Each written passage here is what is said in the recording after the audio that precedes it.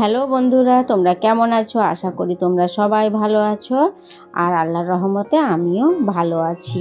কাছে ও দূরে তোমরা যে যেখান থেকে আমার এই ভিডিওটা দেখছো বা দেখছো না, তোমরা সবাই ভালো থাকো, সুস্থ থাকো, এই কামনা করে আমি আমার আজকের ভিডিওটা শুরু করছি। তো বন্ধুরা, আমি তো তোমাদের আগেও বলেছি যে আমি ছোট মাছ মানে ছোট মোরলা মাছ খেতে খুবই ভালোবাসি। ছোট মোরলা কেন, যে কোনো মাছ আমি ছোট মাছগুলো খেতে আমাকে খুবই ভালো লাগে। তো এই জন্যই আমি আজ অল্প করে একটু মোরলা মাছ বাজার থেকে আনা হয়েছিল। অবশ্য বেশি মাছ আনলে ছোট মাছ মানে এগুলো বাছতে কাটতে অনেক টাইম লেগে যায়।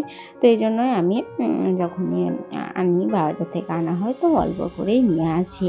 তো আজ কিছুটা মোরলা মাছ বাজার থেকে আনা হয়েছে, তো সেটাই এখন আমি কাটতে বাছতে বসে গেছি। আর এই মাছটা অবশ্য কাটতে বাছতে একটু টাইম লেগে যায়, তো এই কারণে আমি সব কাজ সামলিয়েই শেষে মাছটা এখন কাটতে বসলাম।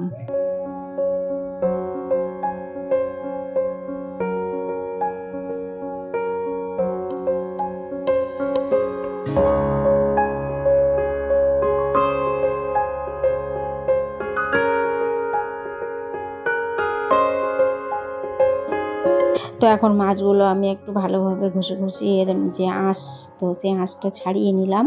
আর এখন আমি এর কানকোটা ছাড়িয়ে এর পেটটাকে ঠিকভাবে গেলে নিচ্ছি। কারণ মোরলা মাছ আমি এইভাবেই বেছে নিই। আর যদি এটা পেটটা গেলে নিই তখন আবার এর যে এগুলো থাকে তো সেগুলোতে একটু তেতো ভাব লাগে। তো এভাবে আমি হাত দিয়ে টেনে টেনে এইগুলোকে পেটটাকে কেটে নাড়ি ভুঁড়িগুলো টেনে বের করে দিচ্ছি।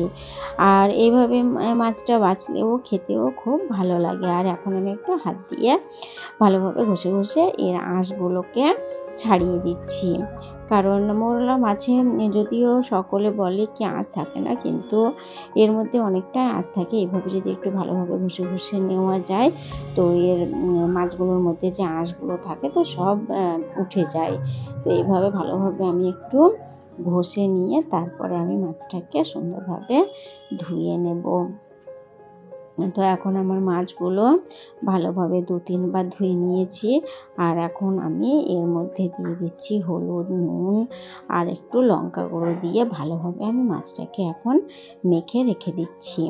কারণ মাছটা আমার বাছা হয়ে গেছে। আর এইভাবে আমি একটু ম্যারিনেট করে রেখে দিচ্ছি। তারপরে আমি পেঁয়াজ কেটে নেব, মাছের জন্য যে পেঁয়াজ লাগে তো সে পেঁয়াজ। আর আমি মোরলা মাছ আলু দিয়ে রান্না করব। আর এর জন্য আমি একটা আলু, বেশ একটু বড় সাইজের একটা আলু ছোট ছোট করে কেটে আমি মাছে দিয়ে দেবো। তো এরকম আমাকে মানে মোরলা মাছ আলু দিয়ে খেতে খুবই ভালো লাগে। তো এই জন্য আমি এভাবেই মাছ রান্না করি। তো এখন আমি ভালোভাবে মাছটাকে হলুদ নুন মাখিয়ে আমি কিছুক্ষণ রেখে দিচ্ছি।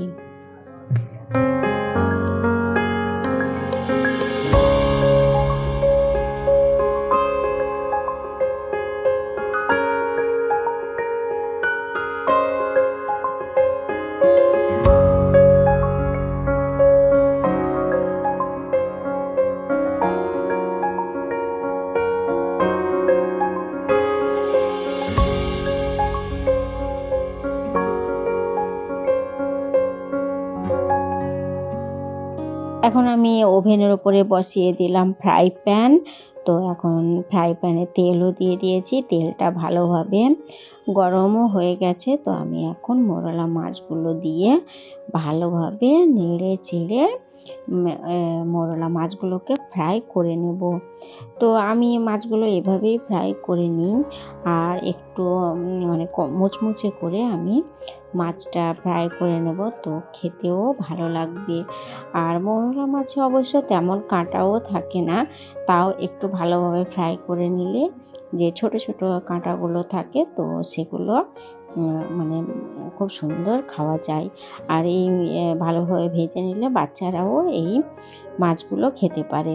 তো আমি এখন মোরলা মাছগুলোকে একটু ভালোভাবে ফ্রাই করে নিচ্ছি। আর এর মধ্যে দেখো যে সমস্ত বড় বড় মোরলাগুলো আছে, তো সেগুলো ভালোভাবে ফ্রাই হয়নি বলে আমি সেগুলোকে আবার পুনরায় মাঝখানে দিয়ে একটু ভালোভাবে ফ্রাই করে নিচ্ছি। তো এখন অনেকটাই মুচমুচে ভাজা হয়ে গেছে, শুধু বড় বড়গুলো একটু ভালোভাবে ফ্রাই করে নিচ্ছি। তো মোরলা মাছ যদি এইভাবে রান্না করা যায় তো খেতে খুবই সুন্দর লাগে। তো এখন আমার মাছগুলো সুন্দর ফ্রাই হয়ে গেছে, তো এখন আমি এগুলোকে তুলে নেব।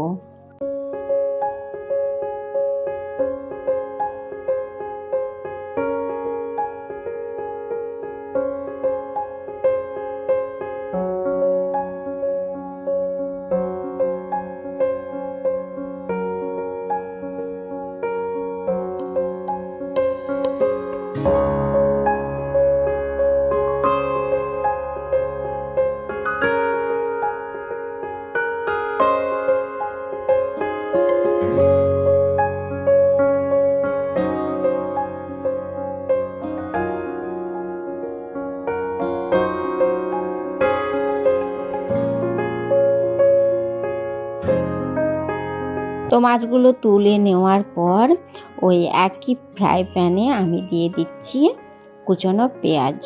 আর পেঁয়াজগুলো আমি ভালোভাবে একটু মানে তেলে নেড়ে ছেড়ে নেব। আর একটু হয়ে গেলে আমি পেঁয়াজটা একটু সাইডে সরিয়ে রাখবো, এবং আমি ওই একই প্যানে যে আমি আলু কেটে রেখেছি কুচনো আলু, তো সেই আলুগুলোও ফ্রাই প্যানে একটু হালকা করে ফ্রাই করে নেব। তো এভাবে ফ্রাই করে নিলে আলুটার স্বাদও বেড়ে যায়। আর আমার এই ফ্রাই প্যানের তেল একটু অল্প হয়ে গেছে বলে আমি একটু তেলও দিয়ে দিলাম। আর এখন ওই একই ফ্রাই প্যানে আমি আলুগুলো একটু ভালোভাবে একটু নেড়ে চেড়ে ফ্রাই করে নিচ্ছি।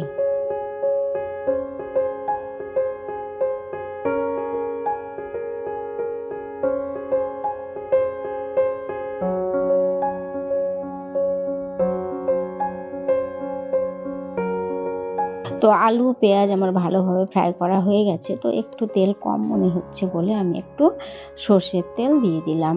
আর আমাদের এই সর্ষের তেলটা যেহেতু ঘরের তেল, তো মানে মাছের মধ্যে দিলে খুব মানে সুন্দর স্বাদ আসে। তো আমি অবশ্য সাদা তেলে রান্না করি, তো মাছ মাংস রান্নার সময় আমি সর্ষের তেল একটু দিয়ে দিই বেশি করে।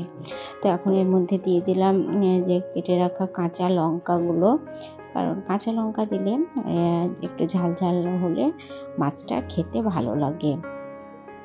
এখন আমি এর মধ্যে কোনো মশলা দিইনি, তো এক এক করে যে সমস্ত মশলা নুন, হলুদ গুঁড়ো, লঙ্কা গুঁড়ো একটু একটু করে আমি দিয়ে দেবো, কারণ আমি যখন মাছটা ম্যারিনেট করেছি তো তার মধ্যে আমি পরিমাণ মতো লবণ, হলুদ, লঙ্কা আমি দিয়েই ম্যারিনেট করেছিলাম। তা এই জন্য আমি এখন এই মানে আলুতে যতটুকু মানে লাগবে মশলা, তো সেই পরিমাণ দিয়ে দিচ্ছি। মাছের জন্য আমি দিচ্ছি না, কারণ মাছে তো এগুলো দেওয়া রয়েছেই।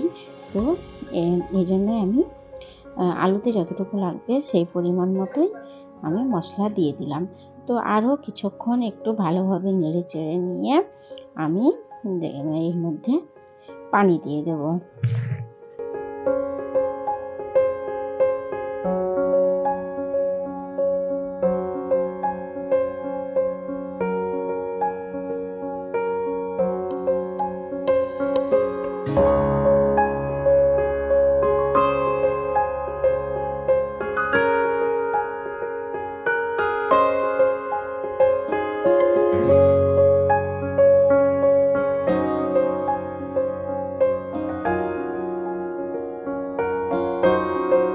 তো মশলা দেওয়ার পর আরও কিছুক্ষণ ভালোভাবে নেড়ে চেড়ে আমি এর মধ্যে পানি দিয়ে এখন ঢাকনাটা দিয়ে দেব, এবং কিছুক্ষণ আমি মানে এটা ভালোভাবে বয়েল হওয়ার জন্য ঢাকনাটা দিয়ে দিলাম। এবং 5-10 মিনিট পরে আবার দেখা গেল যে ভালোভাবে এটা ফুটতে শুরু করেছে, তখন আমি এর মধ্যে ভেজে রাখা মোরলা মাছগুলো উপর থেকে দিয়ে দিচ্ছি। তো আমি যখনই মোরলা মাছ রান্না করি, তো আমাকে আলু দিয়ে মোরলা মাছ রান্না করাটা খুবই সুন্দর লাগে খেতে। তো এই জন্যই আমি আলু দিয়েই মোরলা মাছটা রান্না করছি। আর এখন মাছটা সুন্দর ফুটতে শুরু করেছে, তো আমি এর ওপরে আমি ধনেপাতা ছিটিয়ে দিলাম। তো এইভাবে একটু ধনেপাতা যদি দেওয়া হয়, তো মাছটার স্বাদ আর গন্ধ দুটোই পাল্টে যায়, আর খেতেও খুব সুন্দর লাগে। তো আমি যখনই মোরলা মাছ মানে রান্না করি, তো এভাবেই রান্না করি, আর এইভাবে রান্নাটা খেতেও আমাকে খুব ভালো লাগে। তো বন্ধুরা, আমার এই ভিডিওটা যদি ভালো লেগে থাকে, তোমরা অবশ্যই একটা লাইক দেবে, আর তোমরা আমার চ্যানেলটা সাবস্ক্রাইব করে আমাকে সাপোর্ট করবে। আর তোমরা দেখবে এভাবে মোরলা মাছ রান্না করে খেতে খুবই মানে সুন্দর একটা মানে স্বাদ আসে। তো এখন আমার মাছটা প্রায় হয়ে গেছে, পানি পুরো মরে গেছে, আর মাছটা একদম সুন্দর, ভিতর থেকে কোনো পানি নেই। আর মাছটা যখন মানে চুরচুর মানে শব্দ হতে লাগবে, তখন দেখবে মাছটা কি সুন্দর হয়ে গেছে, আলুটাও খুব সুন্দর সেদ্ধ হয়ে গেছে। তো এখন আমি ওভেনটা বন্ধ করে দেবো।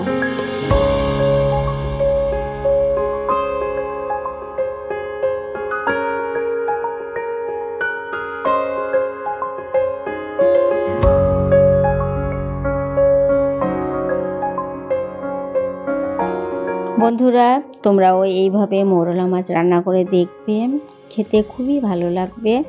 তো তোমরা সবাই ভালো থাকো, সুস্থ থাকো, এই শুভকামনা করে আমি আমার আজকের ভিডিওটা এখানেই শেষ করছি। আবার দেখা হবে অন্য এক ভিডিওতে। থ্যাংক ইউ, বাই বাই, আল্লাহ হাফেজ।